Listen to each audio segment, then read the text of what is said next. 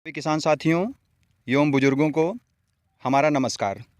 आज हम आए हैं ज़िला सुल्तानपुर के ब्लॉक बल्दीराय के ग्राम महादेवन में। मेरे पीछे जैसे आप देख रहे हैं ये सरपुतिया की खेती हुई है। तो किसान भाई हैं, आज हम उनसे जानकारी लेंगे कि सरपुतिया की खेती कैसे की जाती है, इसमें कौन सी खाद का प्रयोग होता है, कब लगाया जाता है, लगाने के बाद क्या क्या समस्याएं आती हैं, क्या क्या फ़ायदा है, क्या रेट मिलता है, ये सारी जानकारी आज हम अपने किसान भाई से जानेंगे। किसान साथियों, अभी तक आपने अगर मेरे यूट्यूब चैनल को सब्सक्राइब नहीं किया है तो यूट्यूब चैनल को सब्सक्राइब कर लीजिए, बेल आइकन को ज़रूर दबाएं ताकि जब भी कोई वीडियो आपको आनी हो, मेरी वीडियो, तो आपको ज़रूर मिले। किसान साथियों, तो आइए वीडियो को शुरू करते हैं। किसान भाइयों, जैसा कि ये मेरे भाई साहब हैं किसान भाई, अब ये मेरे पास आ गए हैं और ये अपने खेत में खड़े हैं। अब इनसे हम जानकारी लेते हैं। जानकारी लेने से पहले हम इनका थोड़ा सा संक्षिप्त परिचय जानेंगे। तो नमस्कार किसान भाई, आपका मेरे यूट्यूब चैनल में बहुत बहुत स्वागत है। जो सामने से किसान भाई आपको देखेंगे सामने कैमरे पे, उनको अपना थोड़ा सा परिचय दीजिए। हाँ नमस्कार सर, मेरा नाम दिनेश गोस्वामी है जी। ये मैं कहाँ के रहने वाले हैं, थोड़ा आप ये बता दीजिए दर्शक भाइयों को। कोई सुल्तानपुर जिला ब्लॉक बल्दीराय महादेवन जी गाँव महादेवन के रहने वाले हैं। जैसे कि हम आपके खेत में खड़े हैं, ये पूरा आपका सरपुतिया का खेत है। जी। तो ये खेत जो है, आप कितने एरिया में, थोड़ा इसको बताइएगा किसान भाइयों को। ये 2 बीघा हमारा खेत है। 2 बीघे में आपने सरपुतिया की खेती की है। जी।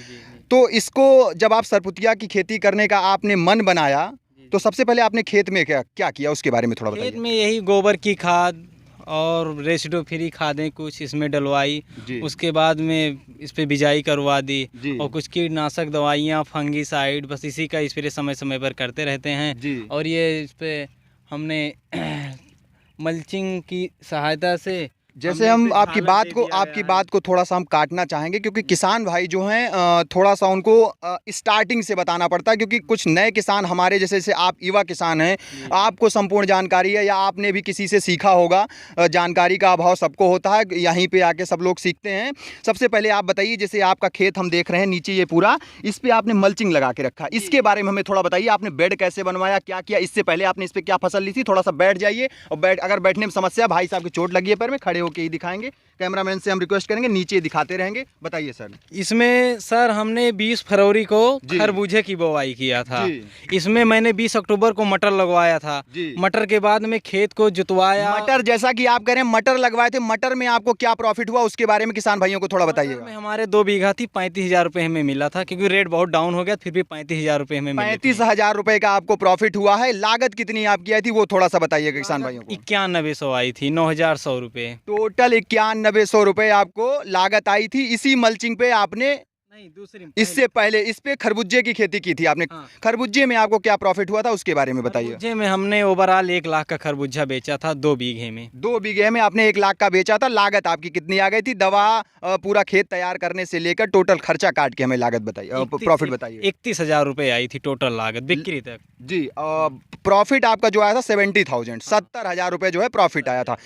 आपका खरबूजा खत्म हो गया, खरबूजा यहाँ से आपने हटवा दिया। उसके बाद में आपने ये पौधा जो है, आपने इसका पौधा जो है क्या किया, बीज कौन सा लाया, उसके बारे में थोड़ा बताइए। इसमें खरबूजा था, हमने दवा डलवा दिया, पौधे गल गए, बस बीज लाया, उसके बाद इसी छेद पे बुआई करवा दिया। पौधे गलने के लिए आपने कौन सी दवाई डाली थी जब खरबूजा खत्म हो गया था, कुछ जानकारी उसके बारे में? एक आती है पैराकार्ड नाम से। पैराकार्ड नाम से दवाई आती है, मार्केट में कितने रुपए की उपलब्ध होगी, थोड़ा किसान भाइयों को भी बताइए। 220 रुपए का आधा लीटर मिलता है जी। 100 ml पर टंकी उससे डाला जाता है जी। 3 टंकी डाल दिए थे, सब खत्म हो गया था। तो जैसे आप कह रहे हैं इसमें ये जो सरपुतिया है, इसमें बीज आप डलवाएं, एक एक खाने में कितना कितना बीज डलवाएं, किस कंपनी का बीज है, वो थोड़ा सा बताइएगा। ये 2 मान लीजिए, इसका ये जो सरपुतिया हमारी है 2 बीज एक में है। ये देसी सरपुतिया है, राम झोपा।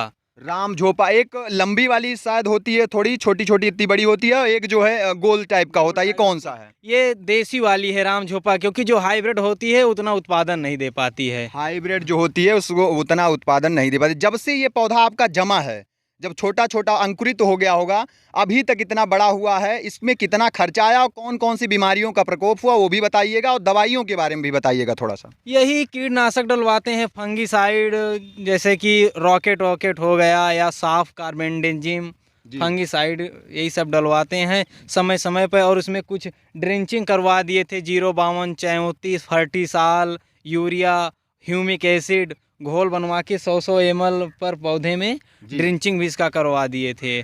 और ओवरऑल हमारा इसमें पूरा खर्चा आ गया है बुआई से मंडप बनवाने तक। मंडप बनवाने के लिए जैसे भाई साहब कह रहे हैं, किसान भाइयों देखिएगा थोड़ा गौर से, हम अपने कैमरामैन से रिक्वेस्ट करेंगे थोड़ा पास से आके दिखाएंगे।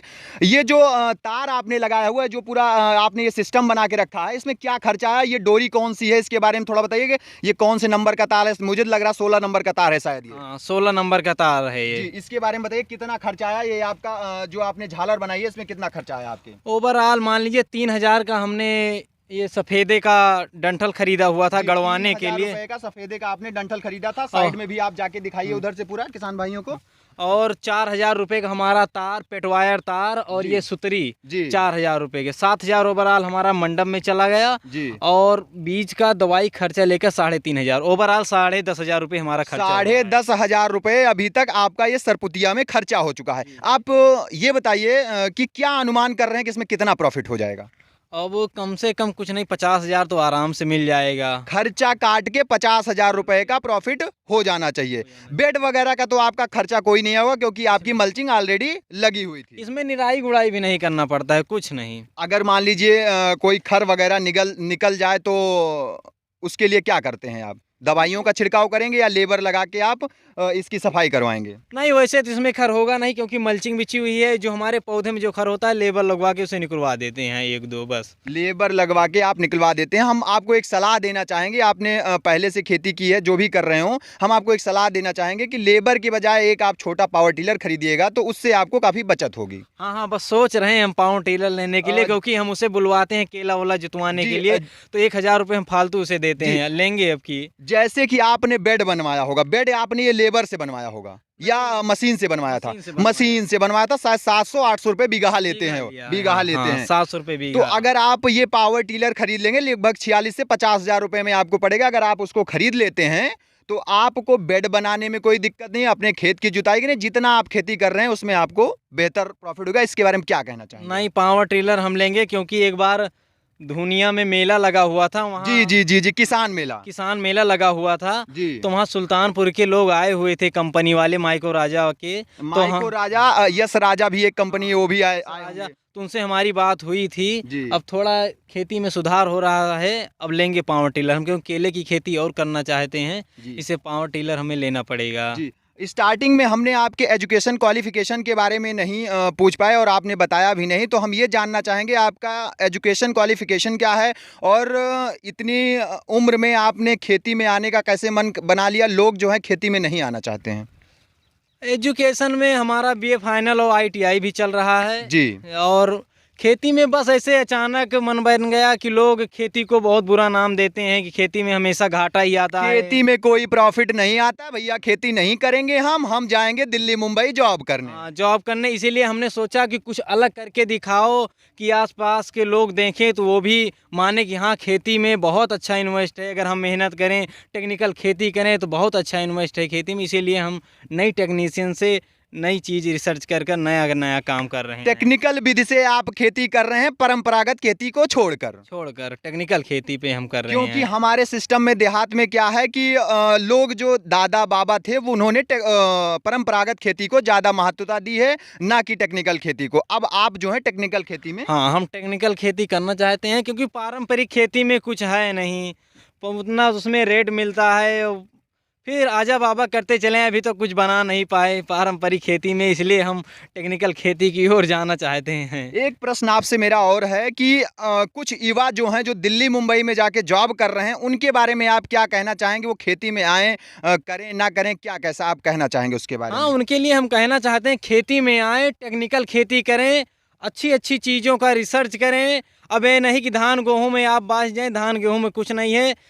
ताइवान खरबूजा लगवाइए, केला लगवाइए, करेला की खेती कीजिए, टेक्निकल खेती कीजिए, आप जॉब को आप भूल जाएंगे। मतलब आपने मान लिया है कि खेती से ज़्यादा कहीं पैसा नहीं रखा है। खेती ज़्यादा कहीं पैसा नहीं रखा है। हम ये भी कहना चाहेंगे कि इस चैनल के माध्यम से हमारा ये प्रयास है कि ज़्यादा से ज़्यादा युवा लोग जुड़े खेती से, तो आप क्या कहना चाहेंगे उसके बारे में? युवा किसान अगर आपसे जुड़ेंगे तो आप उनके जानकारी देंगे कॉल पे या नहीं देंगे? बिल्कुल बिल्कुल, युवा किसान जुड़िए, हमको पूरी जानकारी देंगे, कौन से बीज का चयन कौने समय पे करना है, हमको पूरी सपोर्ट करेंगे, पूरी जानकारी देंगे। पूरी सपोर्ट करेंगे आप और पूरी जानकारी देंगे।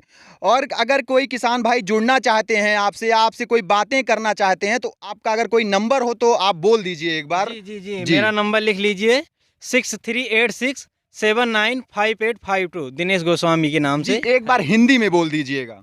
जी, 6386795852। जी, जैसे कि इन किसान भाई ने अपना नंबर बता दिया और इन्होंने आपको खेती के बारे में संपूर्ण जानकारी दी। इन्होंने सरपुतिया की खेती की है और काफ़ी अच्छी खेती है इनकी, और हमें लगता है कि अभी ये लगभग 15 दिन में इसकी हार्वेस्टिंग जो है शुरू हो जाएगी। हार्वेस्टिंग शुरू होगी, लगभग थोक रेट 22 से 23 रुपए केजी जाएगा, और हमें जो अनुमान लग रहा है लगभग पर डे 2 कुंटल की हार्वेस्टिंग होगी। पर डे नहीं, तीसरे दिन 2 कुंटल की हार्वेस्टिंग होगी। किसान भाइयों, आप खेती से जुड़ सकते हैं। अगर आप खेती अभी नहीं कर रहे हैं, युवा किसान आना चाहते हैं, वो खेती से जुड़ें, दिल्ली मुंबई की जॉब को छोड़ें और आके यहाँ पे जुड़ें। ऐसे किसान भाई जो हैं इनसे कांटेक्ट करें, जानकारी लें और ऑर्गेनिक खेती में उतरें। टेक्निकल खेती में, परंपरागत खेती को छोड़ के इस खेती में आएँ। किसान भाइयों, अगर मेरा वीडियो अच्छा लग रहा है तो मेरे यूट्यूब चैनल को जरूर सब्सक्राइब करिए, लाइक करिए, कमेंट करिए। ऐसी ही कोई वीडियो हम फिर लेके मिलेंगे। तब तक के लिए नमस्कार और धन्यवाद।